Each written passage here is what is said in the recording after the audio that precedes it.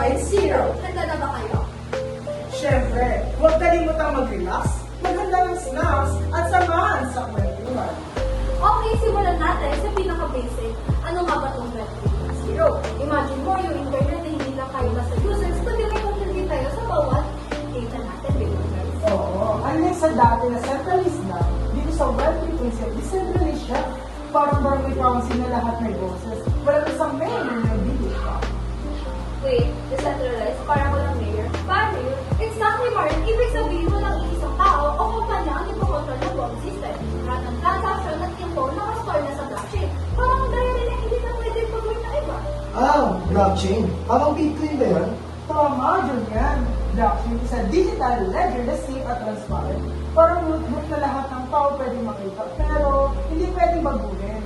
Oh, okay. So, paano ba gumagana itong smart contracts na narinig ko? The smart contracts are like digital agreements na automatically perform kapag nag-meet ang condition. Parang magic na hindi mo na kailangan ng middleman or abogado. Ayos yan. Gusto mo bilis at walang drama? Exactly, Luis. No more delays or extra fees. Dahil automatic na ang proseso.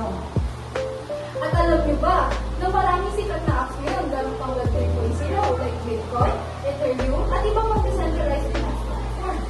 Ay, yung Bitcoin, akala ko dati na lang yun. Oo nga. Parang pera na Bitcoin. Tama, at dahil decentralized na masecure siya laban sa hackers at walang isang pwede mag-control ng pera mo. Ano pa ba yung mga ibang advantages ng Web 3.0? Marami. Una, ikaw ang boss ng data mo. Kalawa, mas secure at transparent yung transaction. Ikatlo, pwede ka makipag-transact globally mo walang hassle.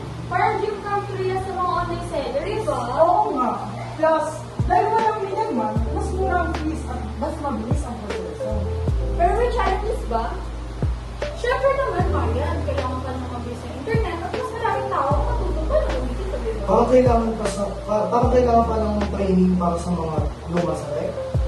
Tama, Julian. Kailangan ng education para mas marami pa makasabay sa bagong sistema. At baka mahirapan din yung iba kasi medyo technical pa rin siya, di ba?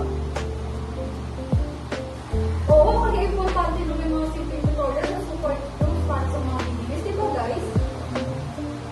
So mga besh, Web 3.0 means more control, security, at smart na paraan ng paggamit ng internet. Excited na kami makita kung paano ito magbabago ng mundo. Salamat sa pakikinig mga katechi. Dali lang kiligin. Salamat! Game na ako mag-explore ng Web 3.0. Sana mas dumami pa yung mga ganitong discussions. Kita sa next podcast mga besh! Don't forget to like, share, and subscribe.